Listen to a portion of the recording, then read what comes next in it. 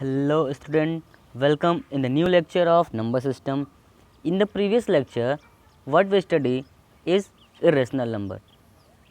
In the previous lecture, we study about the irrational number and we try to cover all the definition regarding irrational number. पिछले lecture में हम irrational number की बात किए और उस सारे डेफिनेशन देखने की कोशिश किए जो कि irrational नंबर को डिफ़ाइन करता था और हम कुछ एग्जांपल भी देखे irrational नंबर के रिगार्डिंग। आज हम इस वीडियो में उसके प्रॉपर्टी पे डिस्कशन करेंगे कि क्या क्या प्रॉपर्टीज़ होती हैं इरेशनल नंबर की, तो हम आज उसको डिस्कस करने वाले हैं। तो चलिए शुरू करते हैं प्रॉपर्टीज़ ऑफ इरेशनल नंबर। तो जैसे हम लोग इंटीजर पढ़े थे तो उसमें closure property, commutative property, associative property, distributive law of addition सब पढ़े थे। जैसे फ्रैक्शन के केस में हम लोग पढ़े थे, उसी तरह इरेशनल नंबर केस में भी commutative property, associative property, distributive law of multiplication और एडिशन ये सब भी हम पढ़ेंगे। इरेशनल नंबर केस में इस सब को देखेंगे कि कौन सी प्रॉपर्टी इस केस में होल्ड करती है, इरेशनल नंबर के केस में कौन सी होल्ड नहीं करती है। ठीक है, तो सबसे पहले मैं बता दूं आपको कि जो इरेशनल नंबर है वो सेटिस्फाई करता है commutative law of addition as well as commutative law of multiplication को, फिर associative law of addition as well as associative law of multiplication को, और साथ ही साथ ये होल्ड करता है distributive law of addition over multiplication, और we can say distributive law of addition as of subtraction also. ठीक है, तो ये प्रॉपर्टी होल्ड करती है इरेशनल नंबर के केस में। तो आपको रिवाइज करा देते हैं कम्यूटेटिव लॉ को क्या होता था। तो कम्यूटेटिव लॉ में हम लोग क्या पढ़े थे, चलिए विथ एग्जांपल हम लोग डिस्कस कर लेते हैं। चलिए, तो कम्यूटेटिव लॉ क्या कहता था कि हम किसी भी दो नंबर को ले लिए, कोई भी दो नंबर ले लिए, ए और बी सपोज कर लेते हैं।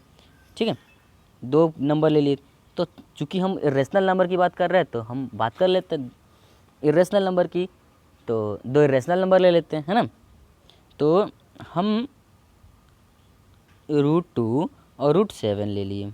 ठीक है, अब कम्यूटेटिव लॉ के अकॉर्डिंग होता क्या है कि a प्लस बी, ठीक है, इक्वल होना चाहिए b प्लस ए के।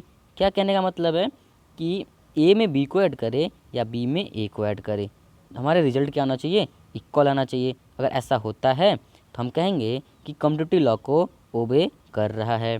ठीक है, ये एडिशन कम्यूटेटिव लॉ को ओबे कर रहा है। ठीक है, बहुत सिंपल सी बात है। तो जो हम लोग एग्जांपल लिए √2 और √7 का, इससे देखते हैं, समझने की कोशिश करते हैं। तो देखो यहाँ पे √2 प्लस √7 बिल्कुल इक्वल होगा बच्चा √7 + 2। ठीक है, उसी तरह अगर मल्टीप्लिकेशन की बात कर ले तो क्या होता है कम्यूटेटिव लॉ में कि a × b जो होना चाहिए वो b × a के इक्वल होना चाहिए। आधी बात समझ में, यहाँ पे a होगा ना कि c। ठीक है, a × b = b × a के इक्वल होना चाहिए। ठीक, a × b इक्वल होना चाहिए b × a के। तो हम कहेंगे कि ये जो मल्टीप्लिकेशन है कम्यूटेटिव लॉ को होल्ड कर रहा है। अब दो हम क्या लेते हैं, इरेशनल नंबर लेते हैं, सिमिलर ले लेते हैं, 2 और 7 को ले लेते हैं। हमें तो बस समझना कि कम्यूटेटिव लॉ क्या होता है। ठीक है, तो समझने के लिए 2 और 7 काफ़ी है। तो √2 × √7 ये बिल्कुल इक्वल होगा बच्चा √7 × √2 के। ठीक है, दोनों के केस में ये आंसर √14 आएगा, दोनों के केस में √14 आएगा। तो हम यहाँ से क्या कह सकते हैं कि जो एडिशन है हमारा और मल्टीप्लिकेशन है एक कम्यूटेटिव लॉ को होल्ड करता है इरेशनल नंबर के भी केस में।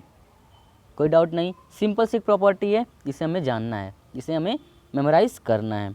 ठीक है, एसोसिएटिव लॉ को देख लेते हैं। तो एसोसिएटिव लॉ क्या कहता था, होप कि आपको पता भी होगा। ठीक है, बट एक बार रिवाइज करने में क्या जाता है। तो एडिशन की बात करें, सबसे पहले एसोसिएटिव लॉ ऑफ एडिशन की बात करें तो इसमें क्या था कि कोई भी 3 नंबर ले लेते हैं। ठीक है, कोई भी 3 नंबर ले लेते हैं a b c। ठीक है, तो हम बात कर रहे हैं इरेशनल नंबर की, तो हम इरेशनल नंबर ही लेंगे यहाँ पे। ठीक है, चलिए, तो एसोसिएटिव प्रॉपर्टी कहता क्या था कि हम किसी भी ऑर्डर में मल्टीप्लाई करें। ठीक है, किसी भी इन तीनों नंबर को किसी भी ऑर्डर में मल्टीप्लाई करें। ठीक है, तो हमारा जो रिजल्ट है वो चेंज नहीं होना चाहिए। बेसिकली जो हमारा एसोसिएटिव लॉ है यही कहता है, क्या कहता है कि किसी भी ऑर्डर में हम ऐड करें मतलब क्या हो जाए, रिजल्ट जो हो वो चेंज ना हो। मतलब क्या कि ए में हम बी को ऐड करने के बाद फिर उसमें सी ऐड करें, ठीक है, या फिर बी में सी को ऐड कर दे, फिर उसमें हम लोग क्या ऐड करें, ए को ऐड करें, है ना। तो हमारा जो रिजल्ट है वो चेंज नहीं होना चाहिए, जो हमारा आंसर आ रहा है वो चेंज नहीं होना चाहिए, ठीक है। अगर चेंज नहीं होता है तो हम कहेंगे कि एसोसिएटिव लॉ ऑफ एडिशन को फॉलो कर रहा है। तो यहाँ पे हम लोग एग्जांपल के लिए √2, √3 और √7 कंसिडर कर लेते हैं। ओके, तो देखो √2 प्लस √3 में ऐड करके √7 को ऐड करें तो भी बिल्कुल वही सेम आंसर आएगा जो जब हम √3 प्लस √7 में √2 को ऐड करेंगे। आ रही बात समझ में? तो जस्ट एक प्रॉपर्टी है जिसे हम लोग को याद रखना है, ठीक है। उसी तरह मल्टीप्लिकेशन की बात कर ले रहे हैं, तो मल्टीप्लिकेशन में क्या कहता था, एसोसिएटिव लॉ ऑफ मल्टीप्लिकेशन क्या कहता है, इसमें कहता है किसी ऑर्डर में हम मल्टीप्लाई करें हमारा जो रिजल्ट होगा वो चेंज नहीं होना चाहिए। मतलब ए कि ए में हम बी का इंटू करें, ठीक है, और इसके बाद से हम इसमें सी इंटू करें, या फिर पहले बी और सी को इंटू कर ले फिर इसमें इंटू करें ए को, हमारा जो रिजल्ट है वो चेंज नहीं होना चाहिए। अगर चेंज नहीं होता तो हम कहेंगे जो मल्टीप्लिकेशन है हमारा एसोसिएटिव लॉ को होल्ड करता है, ठीक है। इरेशनल नंबर पढ़ रहे हैं तो इरेशनल नंबर का एग्जांपल समझ लेते हैं। तो आपके एग्जांपल के लिए हम लिए हैं यहाँ पे √2 इंटू √3, ठीक है, पहले मल्टीप्लाई कर लिए फिर मल्टीप्लाई किए √7 को, फिर उसी तरह यहाँ पे √3 इंटू √7 को पहले मल्टीप्लाई कर लिए फिर √2 को मल्टीप्लाई किए। तो दोनों ही केस में बच्चा जो आंसर होगा बिल्कुल सेम होगा, ठीक है। धीरे धीरे तब हम अलजेब्रा पढ़ेंगे इरेशनल नंबर का तो ये बातें समझ में आ जाएंगी। अभी बस याद कर लेना कि एसोसिएटिव लॉ होता क्या है। आ जाते हैं मल्टीप्लिकेशन पे, distributive law of multiplication over addition की बात कर लेते हैं। ये क्या कहता है कि अगर कोई दो नंबर है, मान लो यहाँ पे बी और ए लिए ना, चलिए बी और ए है, ठीक है, उसमें हम सी से इंटू करते हैं तो जो सी है, ठीक है, ये दोनों के पास डिस्ट्रीब्यूट हो जाएगा। देखो यहाँ पे सी है ना, तो सी जो है एक बार बी के पास चला गया और सी जो है एक बार ए के पास चला गया, तो एक सी बी बन गया और सी ए बन गया। आ रही बात समझ में? मतलब कि सी इंटू बी हो गया और प्लस सी इंटू ए हो गया, है ना। तो जो सी है ये दोनों पे डिस्ट्रीब्यूट हो गया। ये हम लोग क्लास 8 में तब अलजेब्रा वाला चैप्टर पढ़े थे तो उसमें भी पढ़े थे कि मोनोमियल को कैसे बाइनोमियल से इंटू करते हैं। बात समझ में आ रही है? तो कुछ वही से इस लॉ को लिया गया है। तो यहाँ पे देखो √2 को मल्टीप्लाई करना था √3 प्लस 7 से, तो हम लोग क्या किए √2 इंटू √3 प्लस √2 इंटू √7, यही हमारा रिक्वायर्ड आंसर हो जाएगा, है ना। आई बात समझ में? तो ये हमारा distributive law of multiplication over addition. Subtraction का भी होता है, अगर यहाँ पे माइनस कर देते प्लस की जगह तो सब्ट्रैक्शन का बन जाता। तो ये रिक्वायर्ड था हमारा commutative law, associative law and distributive law कैसे होल्ड करता है इरेशनल नंबर के केस में, ठीक। चलिए कोशिश करते हैं कि इस वीडियो में हम पूरी प्रॉपर्टी को कवर कर ले, तो इस वजह से जो वीडियो है वो लंबा हो सकता है, तो लास्ट तक देखते रहिए, बिल्कुल समझ में आएगा। चलिए अब बात करते हैं हम किसकी,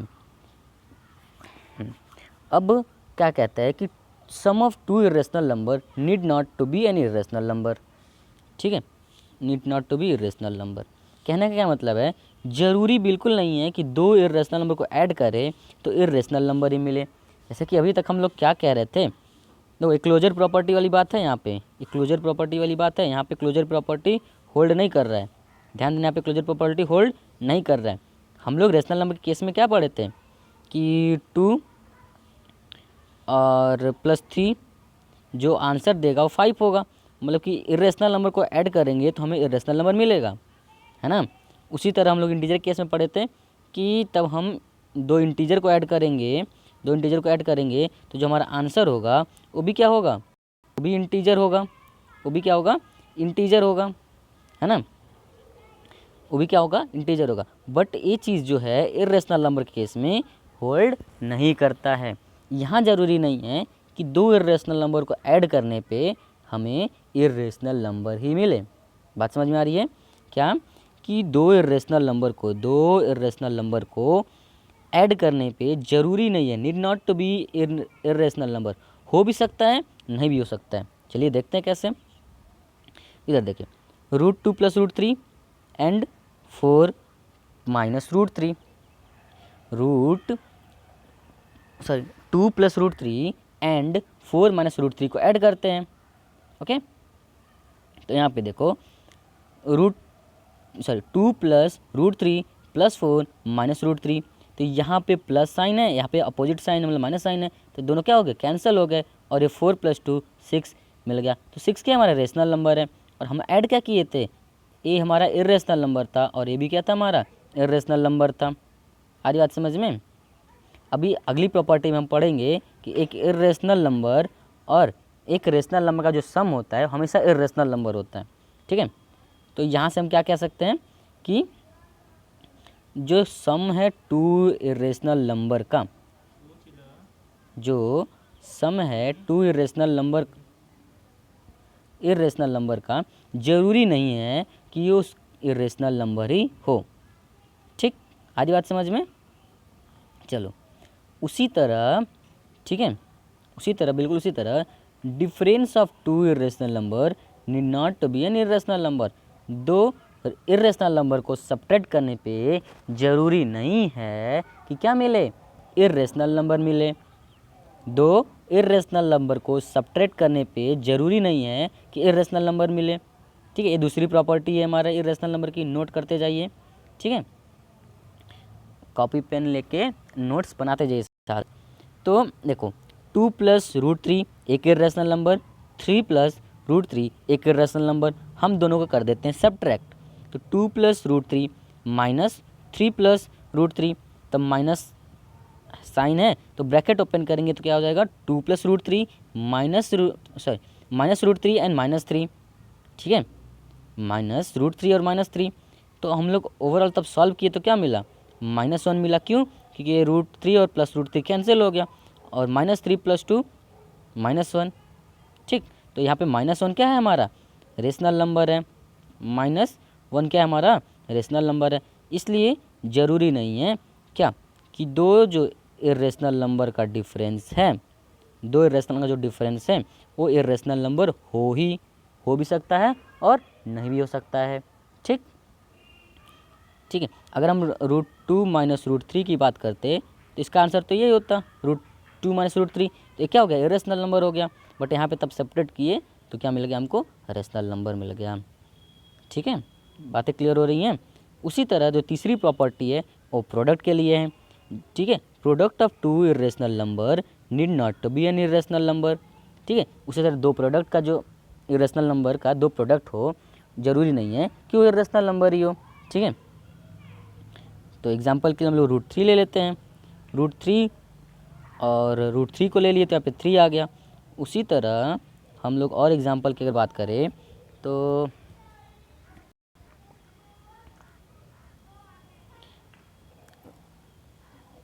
एक मिनट, और एग्जांपल की बात करें तो ये लेते हैं 2√2 × √2।